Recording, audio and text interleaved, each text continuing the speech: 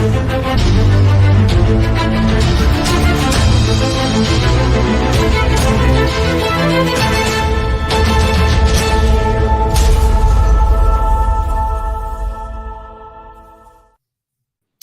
everybody. Welcome to this week's edition of UGASports Live. My name is Radi Nabulsi. I'm joined by Dane Young and former Georgia Bulldogs head coach Jim Donnan. We have a bittersweet show for you today. This is our first show since Georgia won its second national championship, but at the same time, this is a show just a couple days after Georgia lost two integral members to its program, and a couple others were banged up pretty badly. And so it's a bittersweet place. You know, I've never seen the town of Athens go from such absolute ecstatic highs to such devastating lows in a 24-hour period. It's just been a roller coaster of emotions, to use a bad cliche, but that's exactly what it has been. We've seen it firsthand, and some of the reports we've gotten out of UGA about like a team meeting that was just one of the most emotional team meetings ever, and you got to imagine it had to be that way. So, Coach, I want to go straight to you.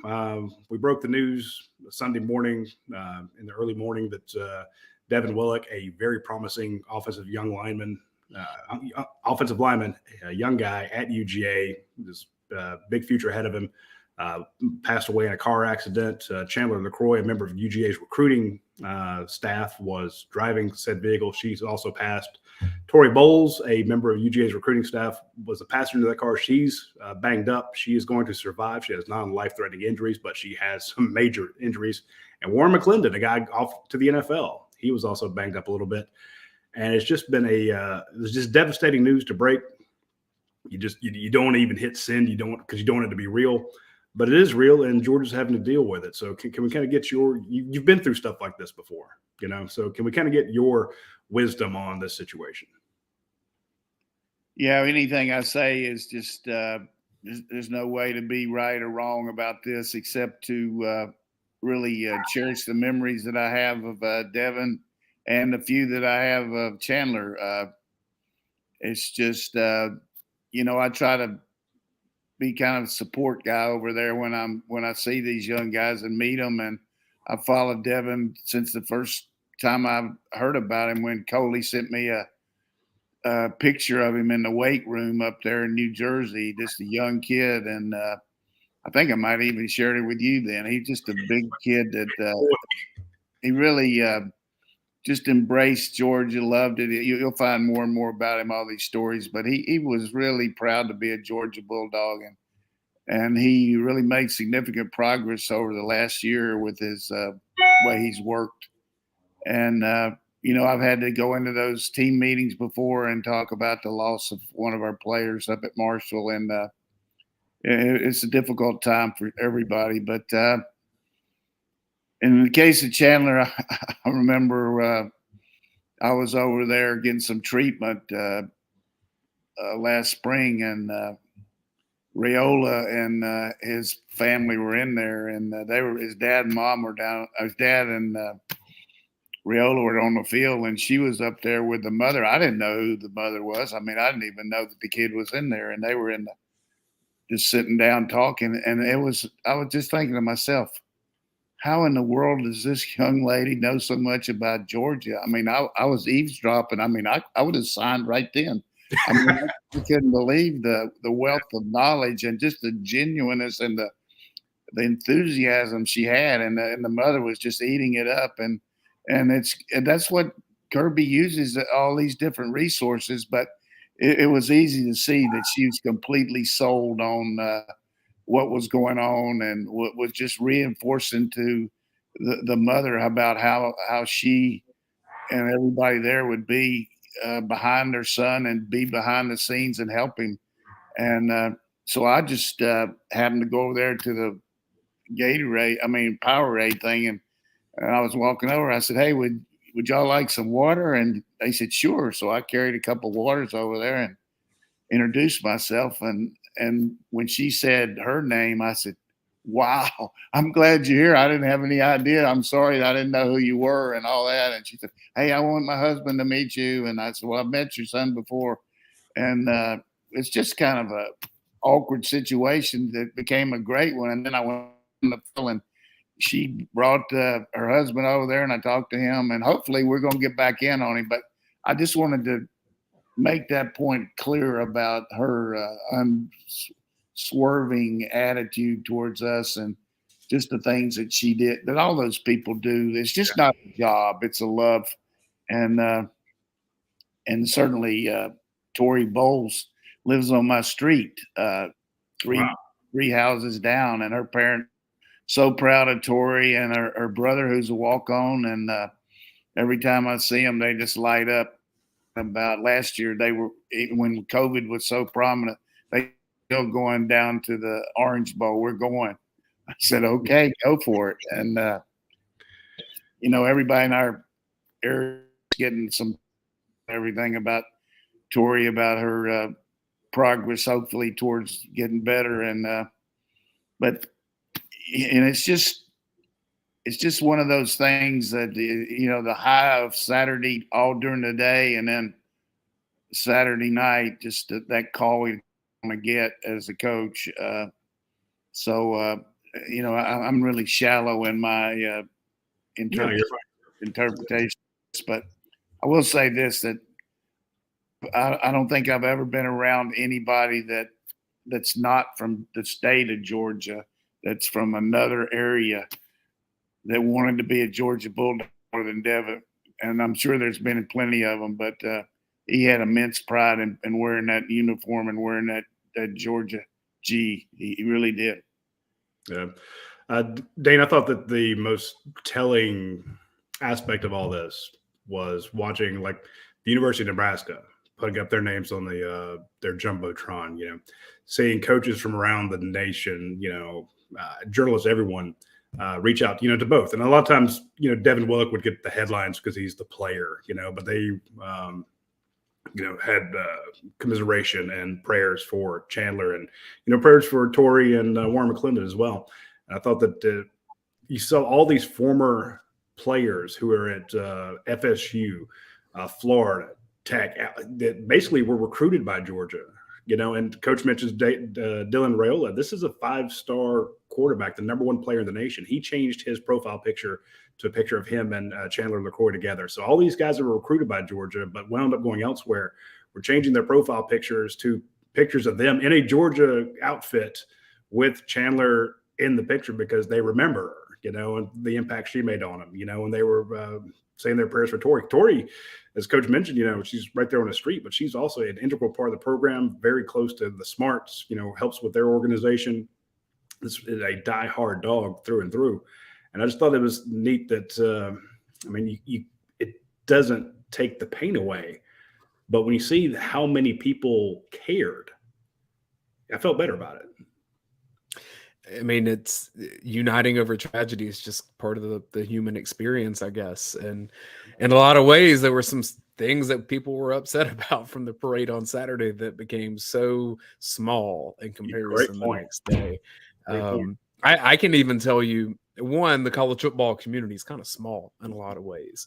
So Coach even mentioned, James Coley being one that recruited Devin Willock. Well, he's at Texas A&M now. And you think of all the different coaches and where they've gone, and maybe former teammates and where they've gone, and all these things, just connection points to this one really special guy and this young woman that was very special as well. And I can tell you these kind of stories hit differently for me now that I'm a parent. Yeah. Because I haven't experienced a ton of death and loss in my life. I'm very fortunate. I'm very grateful. I still have all 4 grandparents, and I'm closing in on mid-30s. And just seeing this happen as a parent, and then just, man, your heart just drops. I mean, you have so much empathy, and you just hope that these people have the support systems that they need, and that the leadership at Georgia can say what they need to say, and that this is not just like move on and begin the next day. This is going to be a part of this team story for a while. Coach, it hit me, and I posted this to Facebook and got a lot of reactions, and I felt the reactions went the wrong way. People were, reaching out to me, and I'm like, look, this isn't about me. I said it was hard to break the news. I break a lot of bad news. I break news that gets people fired. I break news about guys getting injured and their seasons being over, stuff like that. we've had to break bad news. And I was kind of wallowing in self-pity. I'm like, this sucks. I hate doing that. And then I basically slapped myself in the face and went, damn it, Roddy, think about this. Kirby Smart or Josh Brooks or Ron Corson, who's been at the hospital nonstop, by the way, checking on Torrey, amazing guy. One of those people, Coach, had to, or a group of them had to call the parents of 4 people and say, look, or 4 young people, and say, your kid was in an accident, your kid's passed. How, we talk about Kirby Smart making $10 million. We talk about Josh Brooks, and the perks that come with the job, and we hold them to these high standards. If they don't do good enough, they need to be fired. It's just the nature of it. But at some point on Saturday night, it was early Sunday morning, and the parents were back by 6 a.m. They had to make this phone call, and I just can't imagine having to go through that hell of reaching out to a parent and telling them what had happened. How do you do it? Yeah, but the parents would much rather have it come from you than from somebody they don't know. It's just a family situation. I mean, you've got these players are. You can't have the program that we have without having a lot of love and trust in it, and just like when you're whatever the news is, it's better to have it coming from somebody that understands. I mean, there's no way I can be right saying this, except the fact that all the coaches are very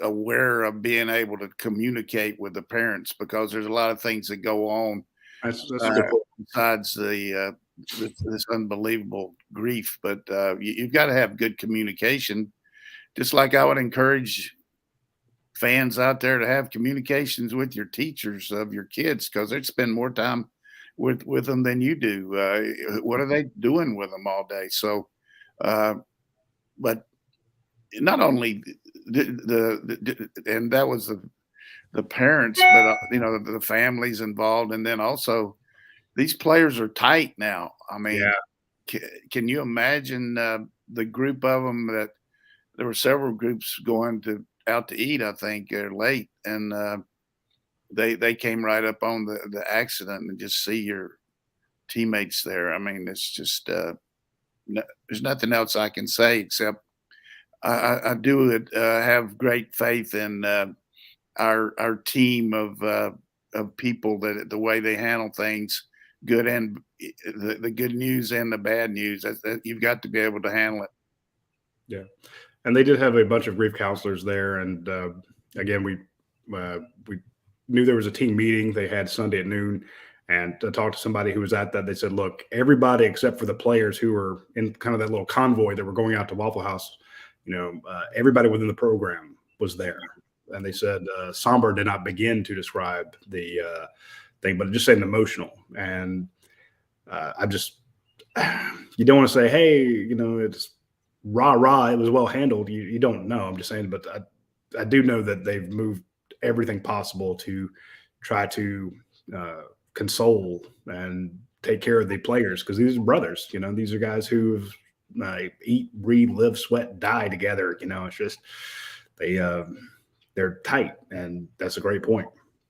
Anyway, we could spend all day talking about it, but we just want to pass along our condolences to the LeCroy family, to the Willock family, especially Mama Willock, who's lost 2 children this way. Just brutal for her. Our prayers to Torrey Bowles for her speedy recovery, and also to Warren McClendon. We know he had a gash on his head and he's kind of banged up. He was in the car. And of course, Jalen Carter, Cedric Van Pran, all the guys who were also there on scene and who are having to deal with this, less than 24 hours after the celebration. So our prayers and well wishes and condolences go out to the families and players affected. Anyway, this part's obviously secondary, Roddy, but I want to mention it because like Devin Willock had a really good season, and he's going to be he's a 2-time national champion college football player, and he was going to be a big factor in the future of Georgia's offensive line. Really talented football player, getting better and better and better. And like Coach said, the locker room stuff, anyone I've talked to since this happened, one of the reasons it hit so hard is because it's that guy. It's the guy that's kind of a glue for a team like that, and that everyone kind of gets along with. I've just had so many people say, Devin was my guy, and well loved, absolutely. And you don't want to say that if it happened to somebody else, because they're all well loved, but Devin was universally liked. It's and it always seems to be the good people. You won't hear a bad word about Chandler LeCroy. I get bitter and I get angry because it's always the good people. Not that I can't point to the bad ones, but damn, Anyway, let's move on to some of the other topics. But first, I want to mention, take a quick commercial break and mention our friends over at Athens Ford. During the Georgia parade, I noticed that they were, besides like the fire truck and stuff like that, they were actually in like Ford F-150s and convertibles and stuff provided by Ford. So big shout out to Ford. Ford is the official sponsor of the University of Georgia Bulldogs. Athens Ford is the official sponsor of UGA Sports. They sponsor not only this podcast, but they also sponsor our website and our watch along show. So we are huge fans of Athens Ford. They are huge fans of the University of Georgia football. They have a fantastic service department, as you can see on there. They have discounts for students. They have discounts for the military. Their service department will also actually come out. If you're within 20 miles of Athens, they will send a service van out to you to check on your vehicle. So if you got a check engine light coming on, you have a battery issue, you have a belt or something like that, they can take care of it. So shout out to Athens Ford for not only sponsoring our site, but for sponsoring the Georgia National Championship Parade yet again. I also want to mention our friends over at Academia Brewing Company. If you watched the national championship game over there, you had a great time. It's a great place to actually catch a game. It's a great place to actually go and get some fantastic beers. They do make phenomenal award-winning beers, but they also have great food. I'm going to tell you about a couple things they have coming up. On the January 26th, they have the I Love the 90s trivia contest. So about 9 days from now, hit that up. On February 23rd, they're going to have the Office trivia. So if you're a big fan of the Office TV show, on February 23rd, it's 7 p.m., go check out the Office trivia.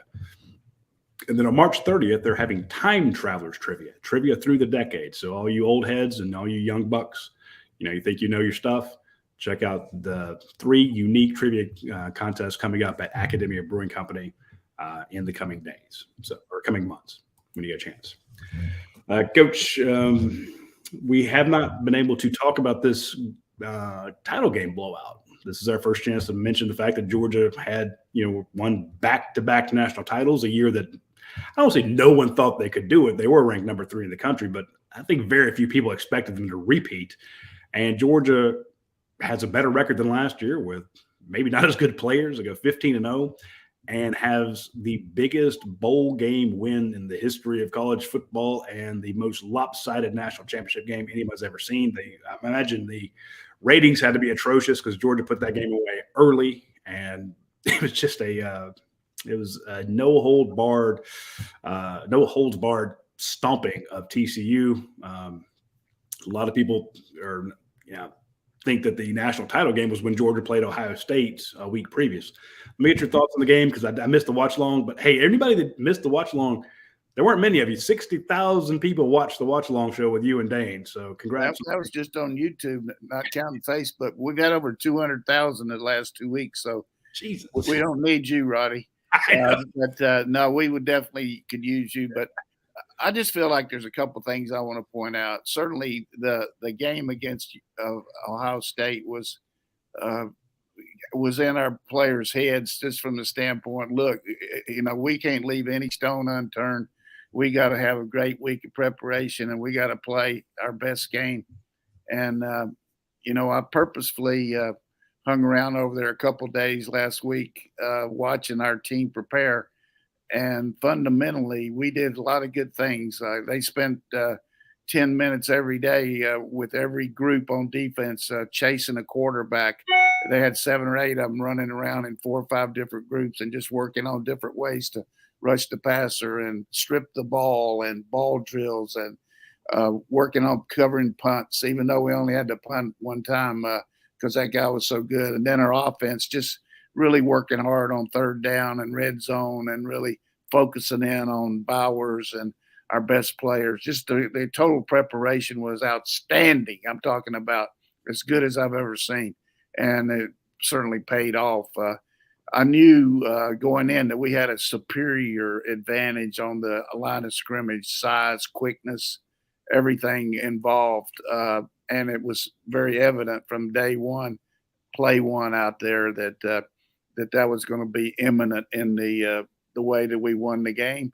And our players played like they expected to win. Our coaches called the game with a lot of confidence.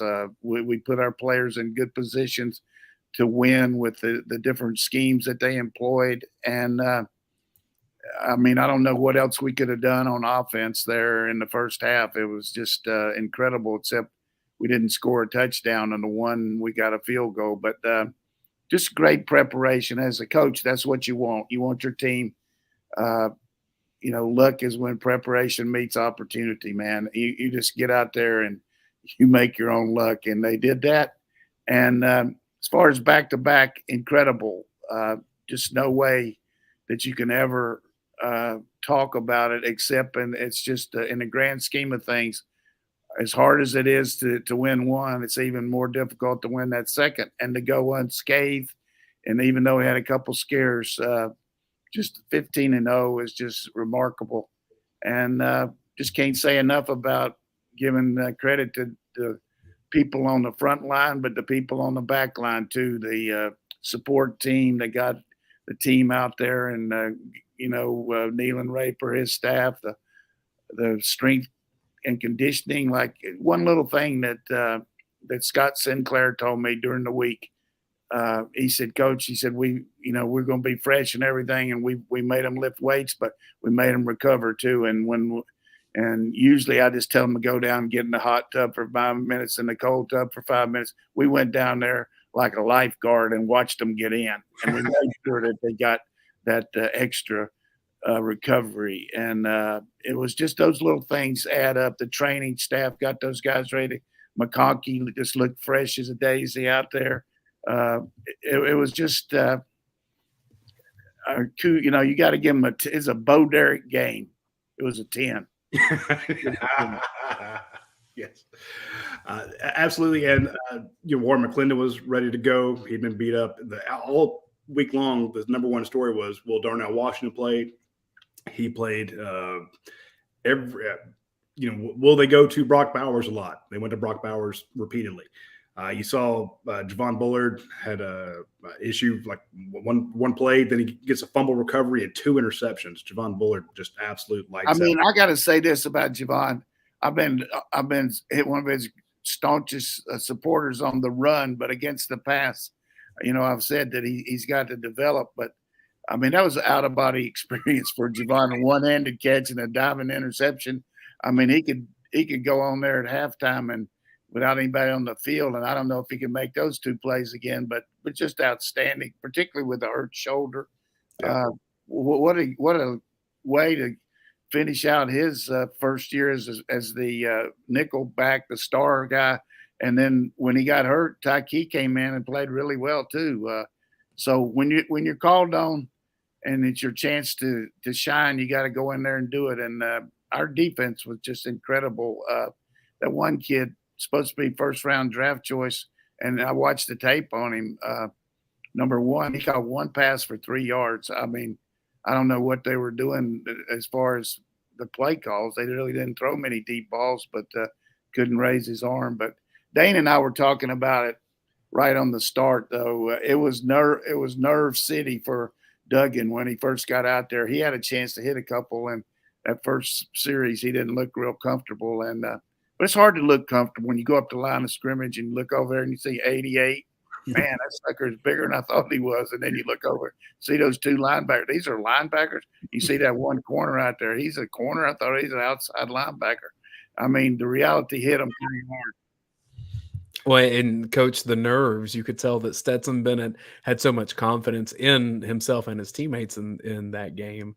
It was kind of the opposite of what Duggan was dealing with, but just some of the quality of passes that he threw over the top, some lasers down the middle. I actually thought, maybe you can correct me being a coach, but I thought the most impressive thing was he sees the cover zero and he says, I'm faster than this guy, this free rusher off the edge. So I'm just going to spin around and beat him to the edge. And there goes Stetson running off to the side by himself. Yeah, I don't know that he saw cover zero, and I think it was just he definitely saw it, but he saw the guy coming, and he had to do something or he's going to get destroyed. But he definitely made a good play, and to me, that was the signature moment in the game. The score 17-7. They finally had us in a third down situation, and had a chance to get off the field. They had the best defense they could actually call ever. And he still out-executed them. So that's a good point by you, Dane. He was as he was in every clutch situation throughout the year. You can talk about clutch, the way he played against Missouri on the road, the third and fourth quarter with that kind of rush and those kind of completions, the catches that those guys made. He just had a spectacular year. I don't think he could choreograph it any better, and I'm sure that without question he's got to go down as one of the top quarterbacks ever to play college football. Yeah, we have a story on the front page of UGASports.com by our own Dave McMahon, our guy Stats, who works for Fox, CBS, ESPN, everybody. And when he does a deep dive into the stats, it's impressive, and he points out that Stetson Bennett now has the best career completion percentage and the best season completion percentage, taking over the spots occupied by Hudson Mason. So Stetson Bennett, the numbers there are phenomenal. It's a great read. Check it out when you get a chance.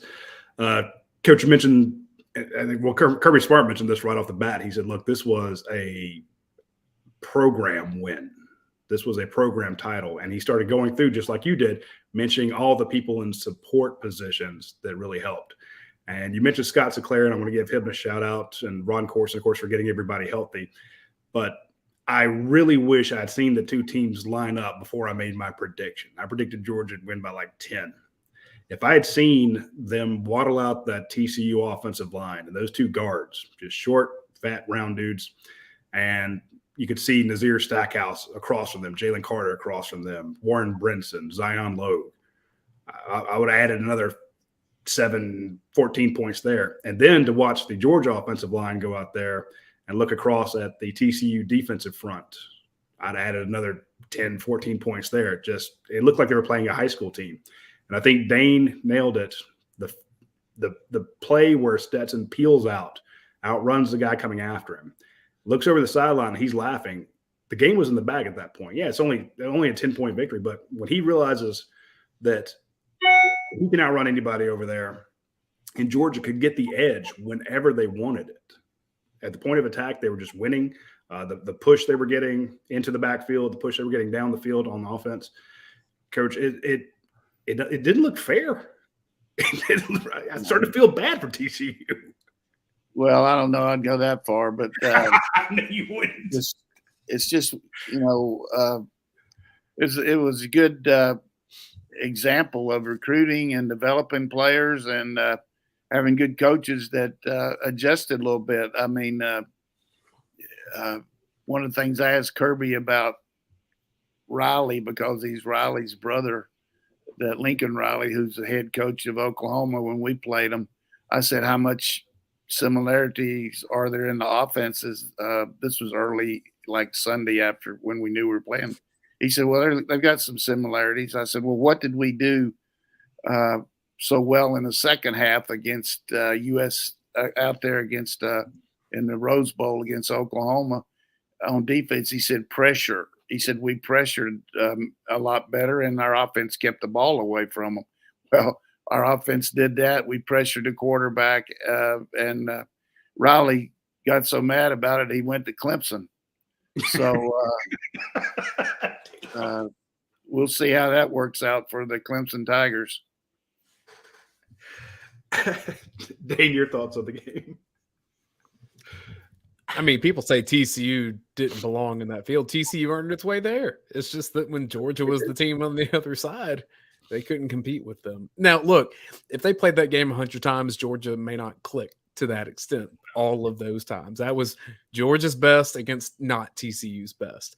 But you played that 100 times, Georgia wins it most of those times, like heavy majority. Yeah, we would have it doesn't matter. We would have to lose. We'd have to really screw it up and turn the ball over and let them punt return. And they knew going in the game that's the only way they could win is for us to play as bad as we could and them to play out of sight. It was just a mismatch. But you're exactly right. That's the way I see it too. But we can't really put lipstick on a pig here. I mean, it was a complete ass whipping. I mean, it was took them out behind the woodshed and just kicked their ass. And coaching, playing. I mean, and you mentioned different support staffs. Also, just communications there with John Michad gets all those headsets ready every week, and Gage Whitten gets those uniforms. I mean, you can't imagine that what they had to do. About Tuesday or Wednesday, Kirby decided instead of us practicing here and going out there, we were going to practice out there. So we had to change the playing time, had to change the equipment situation because they'd taken a lot of the stuff already out there. So some of the kids, so they had to, they'd already packed their bags. And so they had to take some of their stuff that they practiced with on Friday out there with them to practice. So, but Gage does a tremendous job. He's got a lot of help too. Will Wells, all those guys, they do Will's out there practice every day beside Kirby, and he's got to be able to change the clock when Kirby wants it, add 2 minutes, take 2 minutes. What do we got next? I mean, he's a director of traffic out there. A lot of different guys help our program. Just in the context of the season, though, I do think preseason, any of us would have said the most talented teams in college football are Georgia, Ohio State, and Alabama. And at the end of the season, I still think that is the case. But Alabama didn't do what it needed to do in 2 games to have the opportunity to play for a national championship. Ohio State did, but wasn't able to execute on that final drive or find a way to beat Georgia. And Michigan was around, right? I guess the 2 pick sixes and TCU squeaked by them in the same way that they needed to try to get by Georgia. Michigan's right up there too. I mean, they had a great year. Didn't play a tough schedule, but I've said it a lot of times on these podcasts before. I mean, fortunately for me, I was able to be involved in some championship teams. But the 2 best teams that I coached at the 2 places where we won the national championship were not that championship team. The 2 years after, we had a better team, but we found a way to lose 1 game, and that 1 game cost us. We didn't get in we weren't able to get in the a championship game because of 1 miscue there. Same thing at Marshall. We just played a terrible game a couple of times in the one in the championship game, 1 in the semifinals. So it's just something you always look back on. But any team to be able to get that far deserves a lot of credit. I mean, it's hard to get there, and Alabama found out this year just couple bad faux pas. But if you just look at Alabama right now, changing coaches on defense, doing something, they don't have the defensive people up front that we have. They're just not as big up front and they're good enough to stop the run like they always were when Kirby was there, when Pruitt was there. And that's been their – I mean, they're having to outscore people to win. Georgia continues to play dominant defense and has added the attribute of having a powerful offense. Nick went with the offense there a couple years ago under Kiffin, and they've been having to outscore people to win. We don't have that problem. We had it in 1 game this year against Ohio State, but I would say the difference in our teams right now, personnel-wise, dominant. I'm talking about dominant defensive front. Last year, this year, was not quite as dominant, but it was pretty good. Yeah. And normally you wouldn't even have to have gone into a shootout with Ohio State because your secondary is better than it has been. This is not Georgia's best secondary by far. It was good, but this was not the same secondary Kirby Smart's had in other years. So Right. So yeah, it's a great point there. I know Alabama's like, we should have been in it. Hey, you lost 2 games. Michigan's like, we should have been in the title game. You play your way in. Ohio State, they lost their last 2 games. So a lot of people say, well, you beat an easy team for the championship. No, Georgia won when they were trailing at Missouri. Georgia won against Ohio State. And they say, well, you came a missed field goal away from not making it. Right. That's how hard it is to get there. And Georgia fans can tell you about Tyler Simmons being offsides or 7 yards too short. Chris Conley catching the pass. Georgia has been kicked in the nuts year after year when you were just 1 play away from getting there.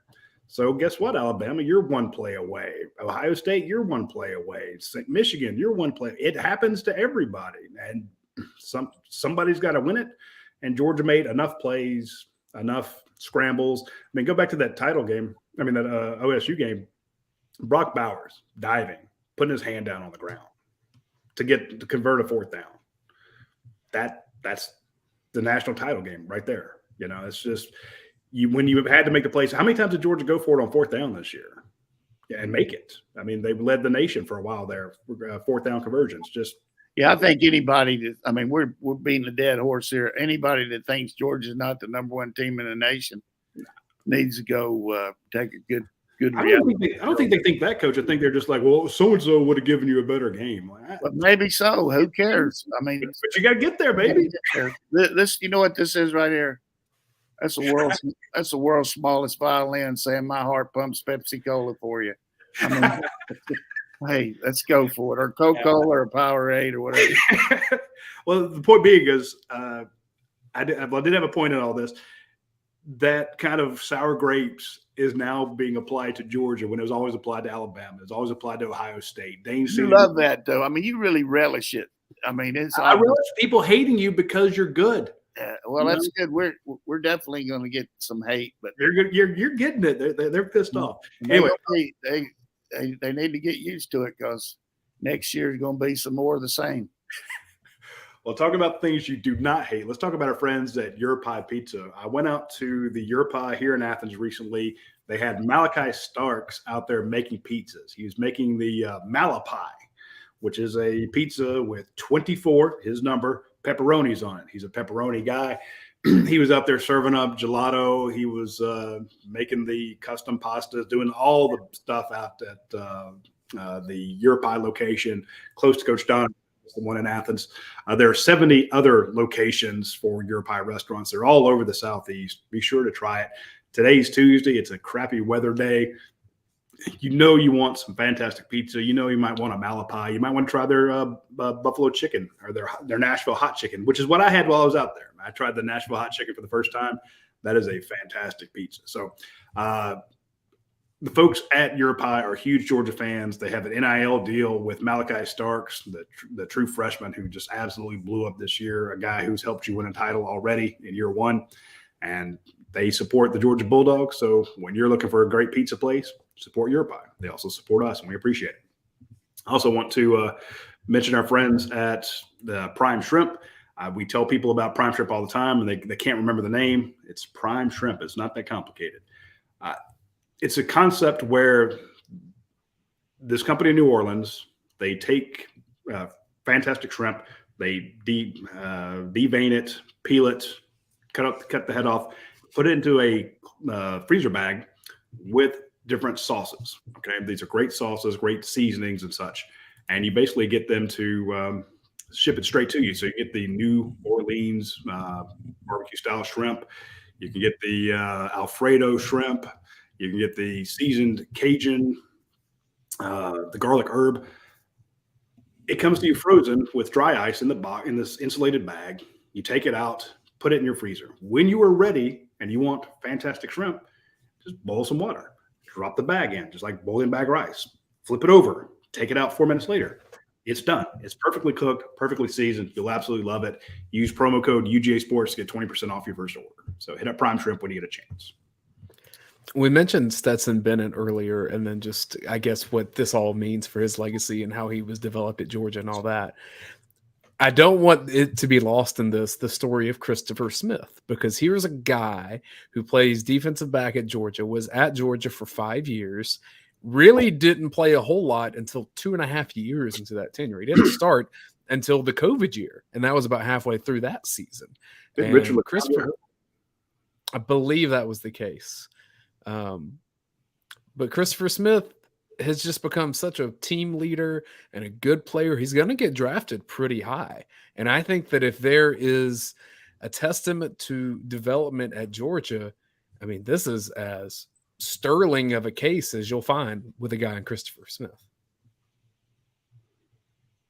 I agree 100%. I'm just watching him come out, and I remember when he first got that start, a lot of people like, oh, Christopher, this is such a letdown. And he's only just become bigger and better and stronger and faster. And this is a guy who lives, breathes, and dies Georgia football. And you've got to be excited for him too. Last year, I mean, he could have left last year, but he stayed and played his way into a high draft pick. It's just you just go back to Tennessee game up there when they jumped out ahead of us, and they were really working on our nickel back, and with all their wide splits, and Kirby made a move and moved him in there to star there very early on, and he played like lights out the rest of the game, and we shut him down, and that's going to help him in the pros. He's a fierce tackler, but he can cover pretty well too, and he's got good ball skills. You think about the Clemson interception, the way he broke on the ball, the way he made that play against just a heady play against LSU when he picked the ball up.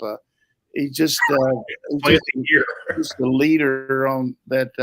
And I thought the curtain call that Kirby had for Stetson was great, but also for those 4 defensive players that walked off the field arm in arm too. I mean, I wish they would be back, but those are some good players. And then Nolan Smith's leadership, very prevalent down the stretch, the way he stayed with the team and what all he did reminds me a lot of some of these other guys after that one game we played down there against Texas when they had all the problem with the opt-out guys. And then the next year, Kirby got them straight. Hey, you either going or you're not, so that's the way it worked. But a lot of good things happened. So maybe we could go on to what's next, some questions or what?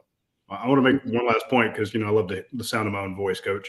Want to give a shout out to Georgia's recruiting staff because when you mentioned Nolan Smith, that reminded me of everybody that bitched about Alabama losing their wide receivers last year, about Ohio State losing Marvin Harrison, in the third quarter, TCU not having their running back. It's always, well, Georgia wouldn't have won if these guys had played. I'm like, Georgia didn't have Adam Anderson last year or Nolan Smith this year. 2 of your best players, and Georgia's still winning titles. And when you bring in Chaz Chambliss to set the edge and, Robert Beal, who sticks around his 5th year, Chris Smith sticks around. Like you bring in – who the hell knew Javon Bullard before the season started or Malachi Starks? So shout out to Georgia's recruiting staff to be able to – Matt Godwin and his staff do a great job of bringing the players to the attention of the coaches, and then the coaches do a good job of getting them in here. That's where you're winning titles, folks. All right, Dane, you want to bring up some of our questions? Yeah, let's start with some here from our YouTube page. Let's see. We talked a lot about Devin, Willock, and Chandler and LeCroy. So that's all at the beginning of the show if you want to go back to that stage. Coach, I guess let's just talk about Ladd McConkey for a second because Foster Moss says when Sonny Dyke said wow on that Ladd McConkey touchdown catch, I finished watching the game in bed after that. That's when I knew it was all good when Sonny Dykes was remarking over Ladd McConkey. What a game for McConkey playing hurt. Oh, he just this seemed like a lot fresher. Quickness was there. Really good schemes that set things up. I mean, you watch him practice catching that corner route time after time. He does it. After my wife passed away, occasionally I watch go online and see Facebook just to see people's families and everything, because I enjoy that and keeping up with them. And, one thing I told Lad's dad early on when some people were talking about is, what are we doing playing this 3-star guy and all that? I told him 2 years ago, and I've never met him in person, but I told him, I said, Lad McConkey could have played on any team that I ever coached. And I believe that. And I coached some damn good ones, but that guy is tough as nails, hard as bricks, the Harvard class of 56. I'm telling you, that boy can do it. And he just makes play after play. And when you talk to our coaches, when you ask them about injured players and all, one of their major concerns going into Ohio State games was Lad's health. Yeah. I mean, because he does so many things. Runs the reverse. He blocks hard. He blocks on the perimeter. He's like a little gnat out there. Just gets after you. And he's just a great player. And I'm sure that he's going to play pro ball too. I mean, I have no question he'll be a pro receiver. If I was back in my day and I'd seen Lad McConkey coming after me to block me on the edge, I'd have smiled and think I'm going to turn this kid's head around, and I'd have been sitting on my ass. He'd have blown me up. He hits like a ton of bricks. But you look at him, he's not an intimidating guy, but then he blows right through you. You're like, damn, who was that? So shout out to him. One other thing I meant to mention about this year's team that I think is very crucial is you're going to have change in any organization, particularly when you have success and you have guys moving up and guys moving out regardless. But we had some significant changes in our coaching staff, and every one of them ended up being a significant issue for us that we had to accomplish this year. If you look at what happened with Nolan Smith getting hurt and the fact that young guy comes in there and coaches the heck out of the other players. He also taught Walker how to play the edge on pass rush. Fran Brown's got to get these new corners ready. And then you got you just keep on going with the way that Coach Mack came in with the receivers, injury after injury. Mitchell goes down in the second game. McConkey hurt, one thing after another. But somebody's always stepping up. I mean, you look at those young receivers, the way they played, and then it just unreal the significance of that. And then Coach Stacy Searles come in and just our offensive line should have won the Joe Moore Award. Just 8 sacks on the season and 15 games. Are you kidding me? With that many called passes, just really good additions, and that just signifies the CEO ability of Kirby to have that kind of net that he can bring in and attract the kind of coaches to look in. And he's already got, several guys out in the head coaching ranks that were here.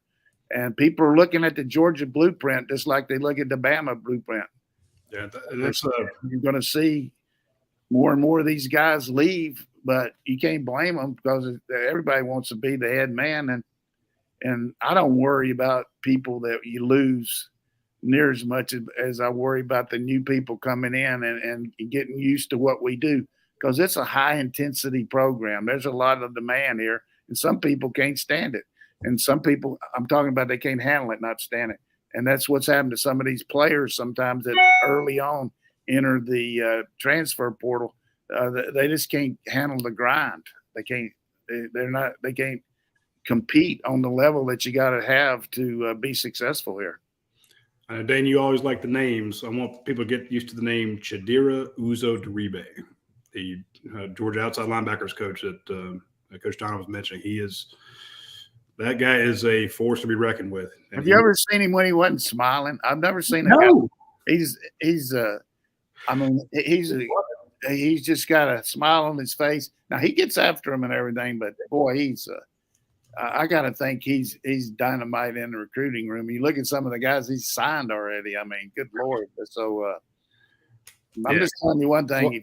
If you can't recruit, I don't care how you can coach, you're not going to be on this staff. And there's some guys here that are no longer here that figured that out pretty quick when Kirby told him to get another job. Gabe Harris, Damon Wilson, Samuel Mpimba. just telling you that's unreal. And that's actually one of the questions we had from fans know that fans know this could be coming too, because I'm covering the parade as it's happening, and fans are yelling out at Glenn Schumann as the Truckwood assistant coaches come by, because they know that Alabama's looking for a defensive coordinator, and they're saying, "Don't leave, Glenn. Don't leave us. Stay with us, Glenn." It was fun. Yeah, well, they got to look out for Georgia, but also what's best for him. But we'll see how strong the Sankey is. Will he tell Nick no? Will he tell Nick you can't hire Pruitt? I don't know if he can tell Nick no. I don't know. Maybe he can. Yeah, that's going to be a tough one there. We had a question from D.W. Burnett on the dog vent. He says, not necessarily for coach, but can we possibly get a few names to know as far as staffers go? Of course, everyone knows Boba, but what about some of the recruiting staff that work so hard behind the scenes? And we mentioned Matt Godwin, and I've always said that Marshall Malchow to me set the bar for being a strong recruiter and identifying talent early on, and wherever he goes, that team's going to be success. I give a shout out to Matt Godwin. I don't really know him that well, but just seeing the results that he and his staff put together and the recruiting, the folks in the recruiting office, he's outstanding. He really has a good feel for recognizing talent, and I've asked him several times to look at some tapes of guys that aren't necessarily Georgia players, but friends of mine that have sons or, that want to go to maybe a non-power school, and just give me his analysis of it. And every time, and not that I'm that great at picking out players, but I feel like I know okay. But, every time he sees the same things I do. So it's good. And we got a talented group of younger people that work with him too. Just really good people behind the scenes. Coach, we got a question from JSong17 on the board, and this kind of goes back to the fact that you've been able to pick out guys early on. You told us about Devin Willock when no one was talking about him. You told us about a number of guys that Jordan Davis, Bowers. Davis going to be really good. Well, hell, you said Stetson Bennett could play any. I remember there was somebody said he wouldn't start anywhere else in the SEC, and you said he's the best damn quarterback you'd seen. So you went out, you put your professional. That's okay, but scout or your professional. People still bust me for saying I want to say two words, Charles Grant. But that was after spring practice one day. But I'm just saying you've been dead on. So this question is from Jason 17. He said, what player is the coach hearing buzz about or expecting a big spring from? I don't think you have to go out and give us your hidden gem yet, but people are going to start we know that practice starts in 2 months. 2 weeks? I mean, 2 months. 2 months. Come on, Roddy. I said 2 months. Okay. We got February here. They got to go spring break and everything. Mid-January, mid-March, they start up again. Yeah. So, I'm not ready to really give you my anybody that just jumps out there, but I do feel like a couple guys had really remarkable improvement between spring and Oscar Delp just really came on and gave us a lot of stuff that we needed there once we had a situation where Washington was up in the air. I thought he really came on strong. I really like the way that some of these younger offensive linemen, even though they didn't get to play, Wilson, Micah Morris, some of those guys are going to be players down the stretch here because they've had to go against the defense just like these younger linemen had to. And one thing that's going to be evident here is our receiver room all of a sudden is going to be stronger than 3 rows of wild onions. We're going to have A.D. Mitchell and McConkey, but we've got those 2 transfers, and then we got the other guys too, Arian Smith, and the younger players that really got some good reps in there this year. So I really like the receiver room we're going to have. I'll give you a name, Roddy. All right. Dara Smith. Yep. That's guy that size, that fast. Like, I don't even know what position that's going to end up being for him, but it could be about 3 different things. Well, I asked him that specifically. He's like, they got me playing star. I'm like, that's the biggest damn star I've ever seen since Adam Anderson did it. Yeah, the guy that's going to make the quickest impact, I think, that to fill in real quickly will be Everett. I just think he's ready to play. Now, maybe somebody might come in and do even better, or maybe somebody from the transfer portal or what. But I think Everett is going to fill in there for Ringo pretty well. We got some questions about the running backs that we'll bring up, but first I want to mention our friends over at myperfectfranchise.net. Now, of course, Andy Ludecki is the guy who runs My Perfect Franchise, and the basic concept there is if you are busting your tail at a 9-to-5 and you're not making enough money, or you're just not happy with it, or you're just burned out and you want to do something new, you might want to start your own franchise. Now, some require a lot of money, some require very little money, some require a lot of time, some require very little time. It's just too much to know. It's an entire industry that you don't know what the hell is going on there. Well, if you reach out to Andy or former Atlanta Braves pitcher Brandon Beachy is also doing this. They are like, I think I'm like a high school guidance counselor. You go to them and they say, hey, do you want, what are you looking to do? What is your end goal here? And they can steer you through 3,000 different options when it comes to franchises. So go to myperfectfranchise.net, reach out to Brandon Beachy, and you can ask him a bunch of Brave stuff, and he'll be happy to answer it. Trust me, he'll talk your ear off about it. You reach out to Andy Ludecki. He's been doing this a long time. He's helped a lot of Georgia fans on the dog vent get new leases on life. They have their dream jobs now. So if you want your dream job, you want to get out of the rat race, check out our friends at myperfectfranchise.net. And that's just a great way to go about it. And I think you'll be very, very happy with them. Also want to mention our friends at Dead Soxy. They are a big sponsor of our site. They've been around a long time, and they have a new, I won't say promotion, but a new thing to concentrate on going forward for January. Because, they did all their Christmas sales and stuff like that. But now they understand it's a new year here. It's if you bought your socks, then you probably don't need them right now. But what I want you to think about is if you have your own business, you've talked to Brandon Beachy and you've got your new roofing company or something like that, go ahead and get your own personally branded socks that you can give away to clients, give away to customers, give away to people that you're trying to generate business from.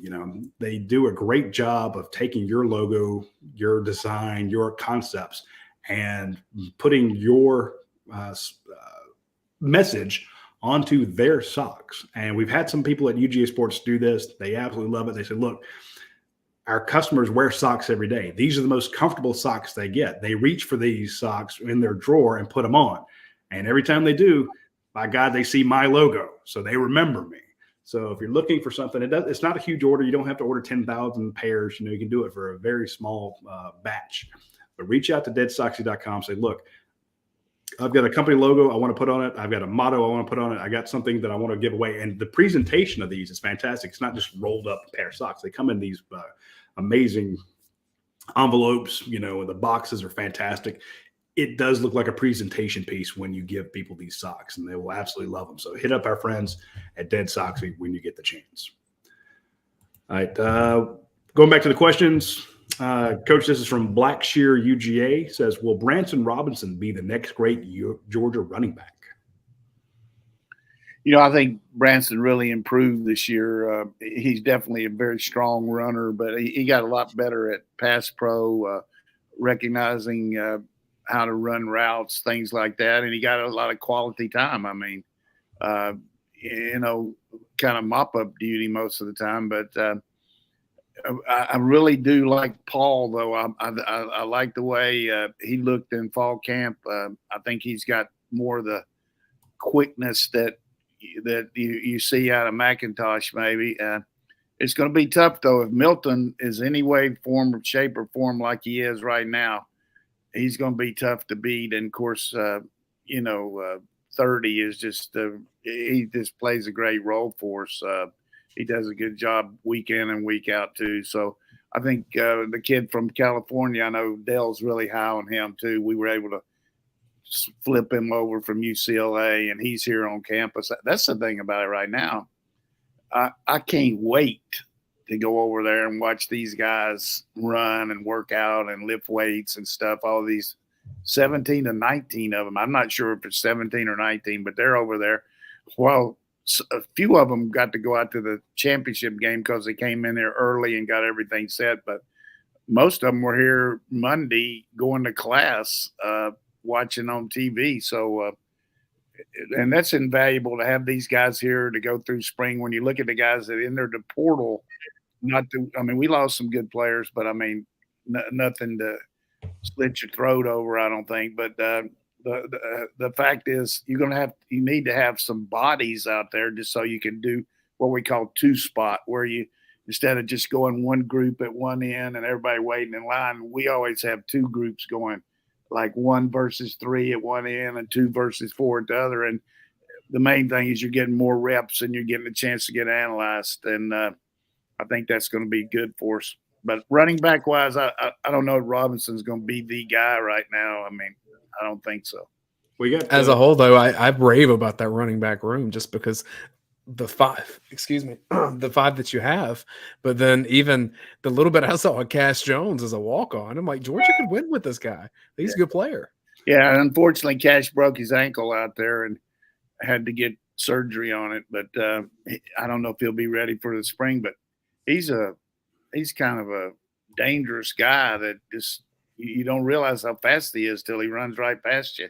And he's another guy that has the players' respect, because if you just imagine going down there and being a scout team running back or receiver where Kirby Smart's trying to get the defense to swarm you, even if they're just butting you up and not putting you on the ground, that's a lot of hits during the course of practice. And that was something that Gunner, I was amazed. Gunner took his black jersey off and said, "Hey, let them go on and hit me this week because they got to get this quarterback down." I thought that was really gutty by him. And Gunner Stockton. I know when I was a scout team quarterback my freshman year, I told the defensive coach back there, I said, "Coach, I know you want these guys to get a lot going, but I said, if they keep hitting me like this, I can't raise my arm to throw the ball. So could you just please call them off of me a little bit?" And he did. So that helped. I mean, in the course of about 3 weeks, I was Joe Namath one week. We played Alabama. I was a Swikert guy from Virginia Tech who was a great running around quarterback. And I don't even know who else I was, but they beat me up into submission. It's going to be interesting because the new running back on campus is Roderick Robinson. So you have Roderick Robinson and Branson Robinson. And the question we're getting from Elko Dog is who is set to take over the James Cook / Kenny McIntosh role in the running back room? Can we see a transfer in this role? You think about the guy that Kenny McIntosh had so many catches and James Cook had so many catches so is it one of the Robinsons? Is it Dejan Edwards? Is it Kendall Milton? I don't really know of anybody that's got the hands that Kenny McIntosh. Paul can do it. I do. I really think Paul can. You realize that he is the first guy since 2005 in the SEC to get over 500 yards rushing and 500 yards receiving. That's nuts. Fantastic job. And he really played very sparingly compared to most guys. I mean, like the game against Ohio State, I mean, he only carried the ball 3 times, 5 times. He had 5 times and Milton 3. I mean, so we didn't run the ball hardly any, but we're going to miss him. He'll make his, I sent a couple pro coaches some stuff about him already. Just to say, hey, make sure your guys really check this guy out. He's a steal. Yeah. Last question, Coach, because a lot of people were asking about this. Blocker 57 says, what has the involvement been like from former coaches during this time, and how have you handled and supported players through a tragic situation? And basically, about questions along those lines. How do you handle stuff like this, Coach, when you have a tragedy like that? Yeah, I mean, the first thing I did, we had a player die at Marshall that got in the hospital and had a unbelievable infection and just went quickly. And so I called on our team chaplain right away, and we got our team together and got some people from different departments in there, because I've never been involved with that. But I never will forget the most overwhelming thing I've ever seen in a team situation. I was talking to the team, and this young guy from the back starts walking up to the front, and he was a defensive back for me. He's from Atlanta. His name's Derek Greer. He said, "Coach, can I say something?" And of course, I wanted him, we needed to talk about it. He said, "Coach, the thing that just overwhelms me is that I knew this guy's number. He was a freshman, but I really didn't even know him." And for him to say that in front of everybody else, he said, "Do you realize that from day to day we could lose somebody and really not even know who they were and what they do?" He said, "We got to connect." And, Kirby talks about connection. Yes. And from that day on, every time I ever had a team, I made them sit in different groups. The DBs couldn't sit together. The running backs, the trainers couldn't sit together where everybody interacted. I wanted everybody to know who everybody was. And, of course, they know Devin Willock here. There's no question about it. But you just never know the significance of what he did. When Derek Greer did that, it stuck with me the rest of my life. Just the overwhelming presence for him to get up there in front of all his teammates and say that was just unbelievable. Yeah. And the question about, former coaches coming back and helping out, stuff like that. So I'm like, well, when you had the entire staff over, everybody within the program was over there at that team meeting helping out. So, oh yeah, but I think certainly, I know Coach Rick, Coach Goff, myself. I reached out to many assistants as I could, and also to Kirby. Anything I can do, I just went through a grieving situation. I know what it's like,